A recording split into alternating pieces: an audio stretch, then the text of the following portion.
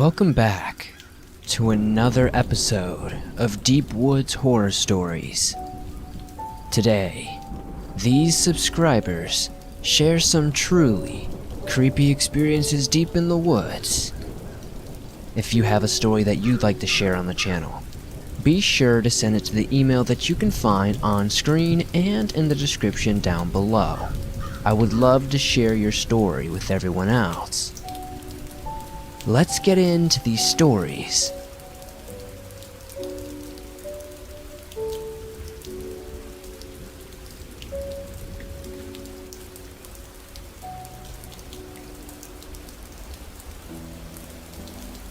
So, this happened when I was 14. Me and my friend were outside trying to find something to do. So we walked to a park not too far from his house. It took a while, but we eventually found something interesting. We noticed a wooded area behind a park that we could go to, so we decided to explore it. As we approached the entrance of the woods, if you could even call it that, it was more of a trail, but it was surrounded by trees. We finally started to follow the trail, and I was weirded out when I noticed that there was food and drink scattered everywhere surrounding us, but not on the trail, just the area around it. This creeped me out, but my friend didn't seem to care, so I just paid no mind to it. We followed the trail for a while. Then we started to come to a branch in our way, and then we moved it just out of our way so we could continue on. But before I could, I noticed that there was a large chunk of hair caught in the branch. But before I could fully set in what I was looking at, I shushed my friend as I looked up and around the corner from the furthest point visible. I saw a man walking towards us. Me and my friend ran without even looking back, and we really didn't think too much about it. We were thinking that we were just overthinking the whole situation anyway. Later, my friend somehow convinced me to go back and explore that trail again. I hesitantly agreed, and we were on our way. As we approached the trail, I heard something come from the trail. But what disturbed me was that it didn't sound like an animal or just a random noise. It sounded like someone putting their foot down. I stopped my friend. As I looked to my right, I saw someone crouched down staring at me through the bushes. I ran with my friend back as far as we could. We were both terrified, as we could not figure out what this person was doing there. Whatever it was staring at me from a distance with a smile on its face that to this day gives me nightmares. Me and my friend talk about it, realizing how close of a call that was, and I'm not sure I'll ever really forget what I saw. We were both terrified, and to this day, can't explain it.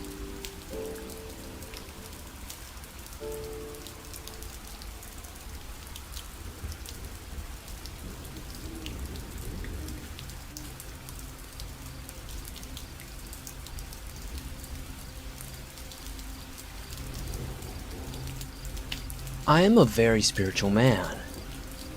I converted from Christianity to a sort of shamanistic paganism a long time ago. I just have such an appreciation for nature and the wild that it just made sense.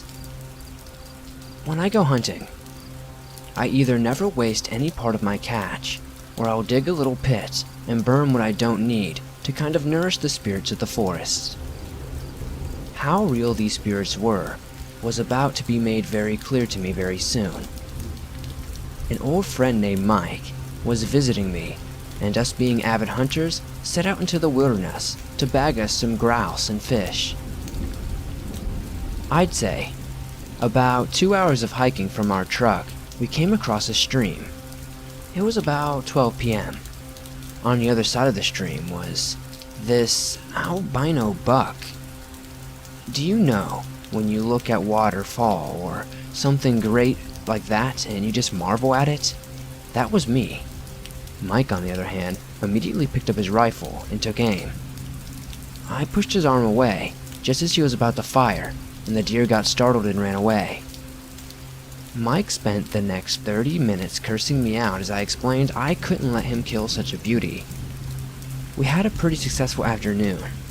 We had 5 birds between us, and we just got done setting up camp, not far from a river. It was going to get dark, I'd say around 7 or 8 p.m., and we just got done cooking one of the birds at 5 a.m. It was going to get dark, I'd say around 7 to 8 p.m., and we just got done cooking one of the birds at 5 p.m. We were talking, and all of a sudden, we hear crunching in the distance, like someone or something was doing a bad job of sneaking up on us. We assumed it was just some sort of scavenger that wanted in on the meal. We waited and watched as what we thought was the same albino buck come into view. As this thing happened, deep within me, it made me sick to my stomach. Mike rushed for his gun and shot it before I could say anything. Unfortunately, he got its leg, so it simply ran from us into the thick wooded area. Mike rushed after it, and I after him. It was so hard to keep up with him, but I almost ran into him, and he stopped short. Around 200 feet in front of him was a tree, and there was something peeking out from it. It was the deer, but it was much higher on the tree than it should have been. It came from around the tree, and we both got a good look at it. At least 8 to 10 feet in height, glazed over white marble eyes, meat sloughing off its snout. Its front hooves looked like they had been split to form makeshift hands and fingers. Its antlers were absolutely massive, and that of an elk at least. It walked bipedally on normal hooves. It made a clicking sound, as if its bony mouth did a kind of shiver chatter. Mike screamed, "Good God, what in the fuck is that?"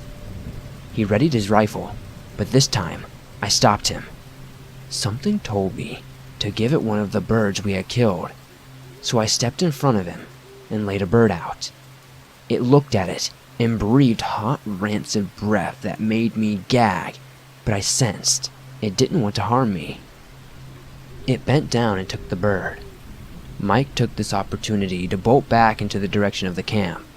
Without missing a single moment, the beast sprinted and caught up to my friend, smacking him aside with its antlers. He crawled next to another tree to prop himself up. The beast wanted him, not me, I figured. So with all my courage, I rushed to get between me and the thing. I held my arms out to cover Mike, and the beast got in my face, and I swore I could hear unintelligible whispers coming from its mouth. It looked at my friend with hate and despise in its eyes. I didn't know what else to do, so I started talking to it, please asking for it to let me and my friend live. I shouted and pleaded, just repeating those words over and over, for at least 2 minutes. Then, the creature focused on me again, and turned around and walked into the forest.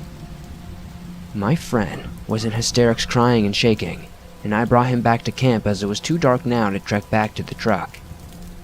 I put him in the tent to sleep and sat outside the tent.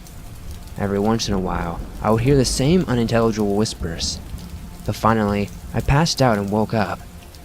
Mike wasn't back to normal, but he wasn't insane anymore, so we packed up as fast as we could and walked 3 hours back to the truck. As we were driving out of the entrance to the forest, an albino deer stopped in the middle of the road with a healing wound on its leg. I've never seen a deer give off such a visceral hate, and it was toward my friend.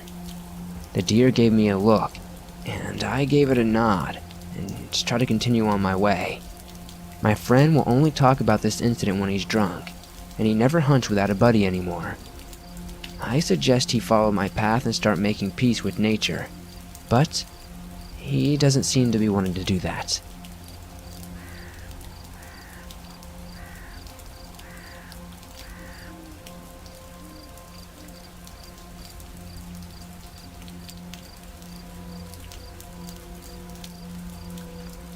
It all started when summer came, and me and my 3 friends, Lola, Katie, and Jennifer, were all planning to go camping.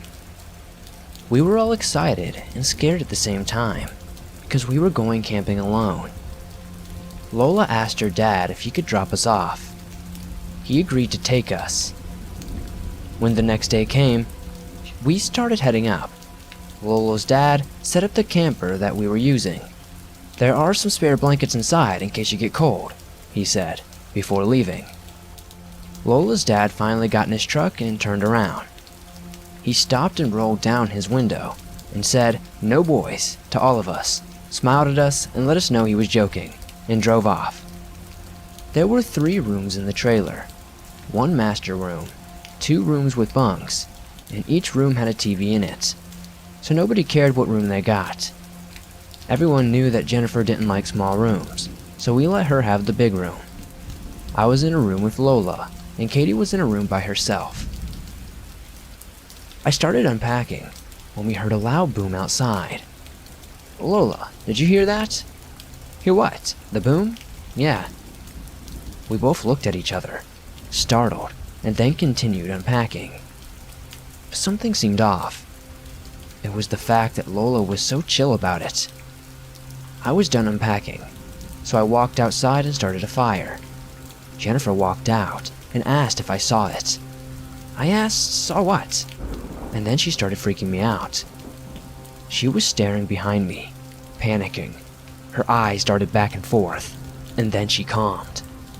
I felt as if something was watching me, so I turned around. I saw an orb in the corner of my eye. It was reddish black, but by the time I turned to look, it was gone. I was so freaked out. I told Katie she could cook instead. We had her family's secret recipe of shepherd's pie and a bunch of vanilla cupcakes. There were about a dozen cupcakes left in the open box, so we just left it on the table and went to bed. I could hear the TV coming from Katie's room, so I punched the wall and told her to be quiet. Right after I said it, everything went quiet, except for a small scream in the distance. It didn't sound human. It gave me chills that ran down my spine. I dozed off, but woke in the middle of the night from hearing someone in the kitchen. I woke up Lola. Then we walked out into a small hallway that led into the kitchen. I saw Jennifer sitting on the table, staring straight ahead. Something touched me. I jumped and realized it was just Katie, seeing what was making the weird sounds. Jennifer was really creeping me out. She never stared into space this often. But then I noticed something in the corner of my eye. It was a shadowy figure. It was staring at Jennifer and slowly turning to face me and Katie. I froze. Katie froze. Jennifer then looked at us, as if being mind-controlled. Then, the figure ran out of the window, and Jennifer dropped her head onto the table. We tried to wake her up, but ended up falling asleep ourselves. This experience still scares me to this day, and is only one of the creepiest things I've ever seen or experienced. Me and the others are still very close friends, and we live together now. But we all remember that night, and whatever it was we saw. It turns out, Jennifer remembers seeing it in the daytime, but was out cold when the rest of us saw it. It freaks us out even more, now knowing that our friend wasn't even awake and staring into space, eyes wide open.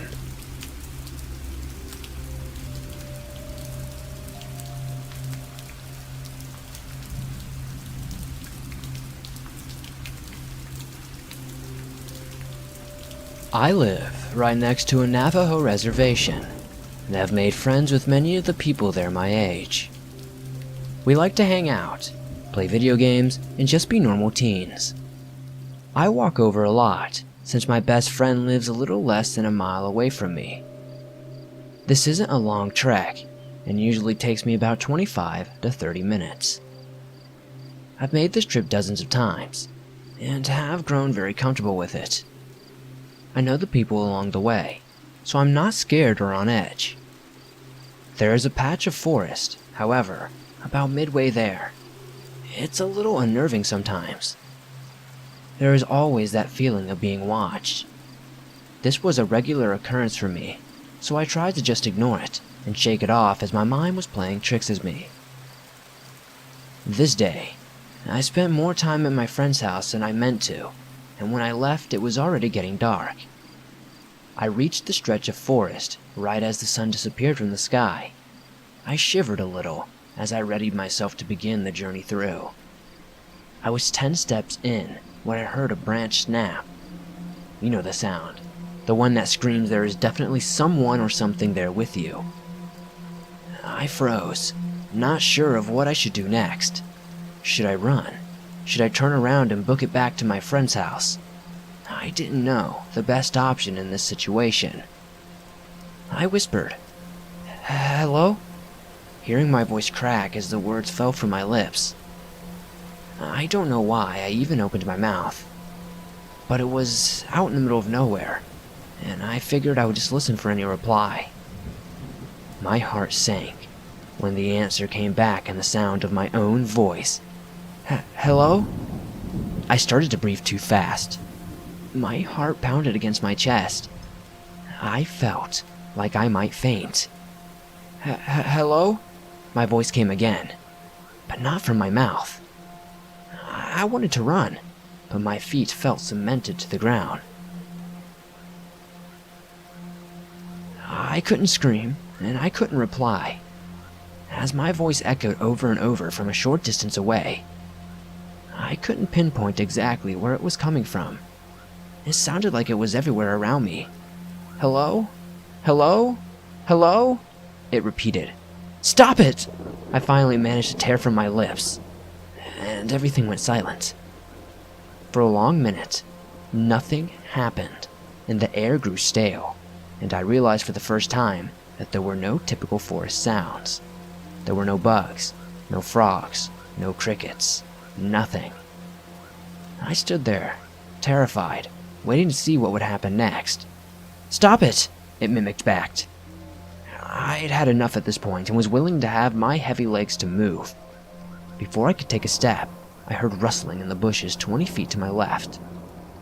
I watched in horror as a deer head with huge antlers protruded through the brush.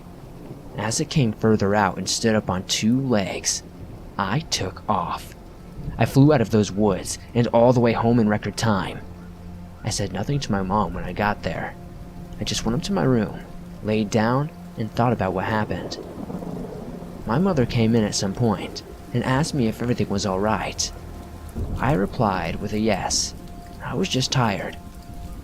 I don't know why I didn't tell her. I guess I might have been afraid of how she would react. I called my friend and told him everything. He freaked out and told me that no matter what happened that night, to not reply or look out my window. This terrified me even more. He said to call him the next morning and he would explain more, that he had to speak to his grandfather as soon as possible. That night, I didn't sleep at all.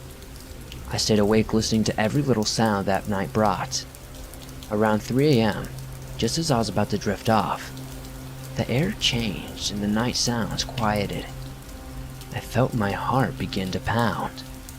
I lay there and waited, pulling the covers up over my head like a child, far too scared to move. It came after a long moment. "Hello?" I cried. It was all I could do. "Hello? Stop it!" It mocked what I had said in the woods again. It was terrifying enough when it copied what I said, but then it did something new. It called my name. "Amy!" My mother's voice. "Amy! Amy, come here!"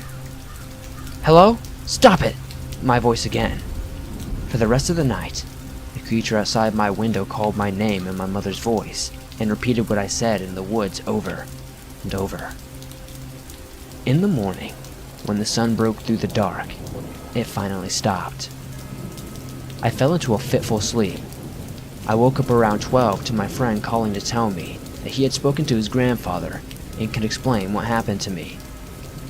He said there was a creature they called Yi-Na-Lushi. He goes on all fours, or skinwalker. He explained that it was an evil witch that used a dark magic to transform into an animal with the attributes it required, and that it had caught my scent and knew me now. I was also given a warning that since it knew me, it would always follow me, that I would always have to be careful. Last night, I heard scratching in my window, then a low hum. The creature began saying my name again, but also adding in things I hadn't heard or said before. It was in my mother's voice, and at one point, it started calling my name, but drawling out for a really long time, like, Amy. It tried to get me to come outside, or to open the door, and let it in my house. This went on all night. At this point, I feel like I'm going crazy. I don't know what to do. Is it seriously going to stalk the shadows around me for the rest of my life? I don't think I can take that.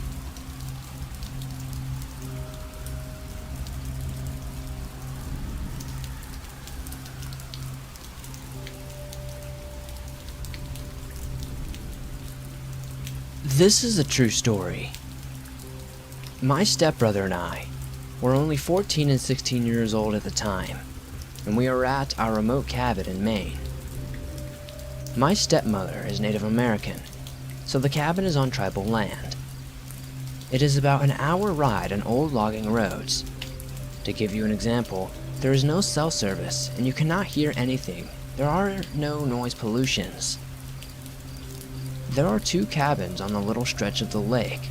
One to the left of us is run down, and the one to the right of us is kept up but not the nicest. I always carry my 20-gauge shotgun when up there to kill small birds and rabbits.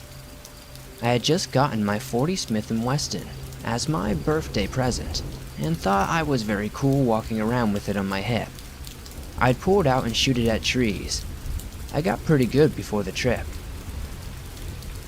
It was the first night my father always brings out the generator, so we had power for the nights. The first night was fine with no incidents. The second day, my stepbrother and I went out riding on our ATV. I was driving and we were getting pretty fast, and we had just rounded this corner. To the side of the road, I noticed a man, and the first thing that stuck out about him was his facial hair. His beard was stained with a dark red-like substance, like he had been eating something bloody. It was moose season, so we assumed that he had been gutting the moose and had got blood on him. But he didn't have a gun on him, so it seemed different. But then I just thought he left his gun by the kill. But then I thought that we had never heard shots, and how quiet it was. We would definitely hear the gunshots. For some reason, I stopped the ATV, and because of my age and how cool I thought I was, I suited my side so he could see that I had my Glock on me. He dismissed this, and we asked him what he was doing out on this remote stretch of road. He then replied in a rough, deep voice, "Huntin'." We then said, because we were dumb, "Well, that seems fun. See ya, mister." And I sped off. When we were driving back, I let my stepbrother drive. When we passed the spot again, I looked off into the thick underbrush. I didn't see anything or anyone. We got back to the cabin and I told my dad what had happened. He told me he was probably just hunting, and my stepmother seemed scared like always, and my father told her it was fine. A couple of hours later, we were eating dinner, and it was dusk. My father, an avid fisherman, took him and my stepbrother out to the lake while my stepmom and I stayed at the cabin. It was about 30 minutes before dark, and my dog Ginger was sleeping on the stoop. My father and stepbrother had still not gotten back yet. All of a sudden, Ginger stood up, and with it being so quiet, I could also hear the sticks snapping and leaves rustling around. My mom was inside and didn't do anything when Ginger barked. I, being the cool young kid, but also very scared of being so far out in the woods, ran into the cabin, got my stepmother, and told her what was going on. She told me don't scare her, but I reassured her I was not, and to go down to the lake, and to call for my dad. I was now scared, because there was a little to no light and the generator was not on, and we had not started the fire yet. I yelled for Ginger to come back, and she did, but she had a little bit of odor on her, which seemed to be different to me. But because of what was going on, I was so focused on the woods, I didn't think much of it. My father came up from the lake with a bass in his hand and told me it was an animal and not to scare my stepmom like that. I told him it was not a joke, and I thought it was that guy from the road earlier. He then said, "Okay, there's a flashlight, go find out." I was skeptical, but I grabbed the flashlight from his hand and went out with Ginger. As soon as I entered the trees, I drew out my gun, clicked off my safety, and pointed the flash in the direction of the sticks breaking. Ginger then froze. The hair on her back stood up, and she then growled a deep growl, and I watched from the back of a tree as the man stepped out at this point. I was thinking to myself, he's fucking stalking us, and what the hell do I do? Do I shoot him and demand to see his hands? I just yelled at him. What the fuck did he think he was doing? And then I told him I will shoot if he didn't walk the fuck away. Now, I was 14 and not very scary, and he looked at me and smiled. And the way he smiled with his decaying teeth was so disgusting, and the way he looked at me like I was nothing, it sent chills down my spine. Ginger then barked very loud, and I screamed to my dad, "Help! Get the guns!" The man then almost tried to lunge at me. I shot it, and hit him in the upper shoulder. It didn't even seem to stop him. I then turned and ran, and Ginger was hot on my heels. The man was still charging at me. I kept screaming and just running so hard. I was so scared. He wasn't going to stop. My dad then ran out with a cab 9mm in his hand. All he could see was the flashlight going up and down as my arms were pumping, running from the man. I was just about to get to the dirt driveway when another man came from behind the huge boulder. I quickly ducked, and the man's eyes were beady and just dark black souls with no pupils like a deer's eye. These men then stopped dead in their tracks. The man behind me told me I better stop, and for some fucking reason, I did. I pulled my gun and shot right above the man, and he came from behind the rock. He said in a monotone voice, "That was a mistake." My dad, who then rounded the bend in the driveway, yelled at the man to go or he'll shoot. I whirled around, and the man who started to attack me was bleeding. He didn't even notice it. I then told him to go back or I will literally drop him right now. He did nothing of the kind. He just looked at me and smiled this creepy smile again, which I never should have done. I regret to this day, but I shot him 3 times in the chest, and he dropped like a rag doll and just crumpled on the ground. My dad was distracted after this, but kept an eye on the guy. The man that tried to lunge at my father was shot and laid on the ground, still alive. We then ran to the cabin and locked the doors and hid under the stairs as we tried to call the police, but our calls wouldn't go through. We tried and tried, but the calls wouldn't connect. I looked at the door window and saw the man who was behind the rock stood up, blood running down his chest and from his mouth. He started to run towards the cabin, and he slammed into the door. Blood was dripped on the window and he fell to the ground. He then stood up and punched the glass with his fist as it shattered. We were all screaming for him to leave. My dad put his rifle out and shot the man in the head. The way the bullet hit the man, his head flew back and he just dropped still. It doesn't seem real. Nothing of that day seems real.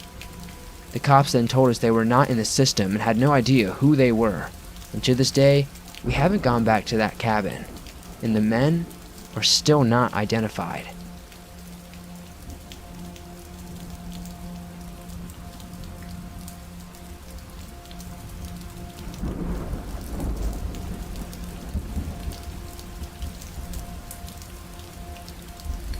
Thanks for watching this video. If you enjoyed it, please give it a like. It helps me out a lot. If you're new here, subscribe and hit that notification button.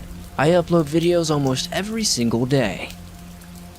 If you have a story that you'd like to share, send it to the email. You can find it in the description down below. I'd love to share your story in a future video. What do you think of these stories? These were definitely some interesting ones. That last one definitely has me scratching my head. Some unidentifiable homeless crazy people attacking people in the woods. What do you think about that? The fact that it was on a Native American reservation makes me think that it might be something a little more spiritual, but maybe I'm just reading too much into it. Also, be sure to comment down below letting me know that you got all the way to the end. I'd love to see how many of you actually listen from start to end of these videos. Thanks again as always. We're getting very close to 70,000 swamp-dwelling creatures here.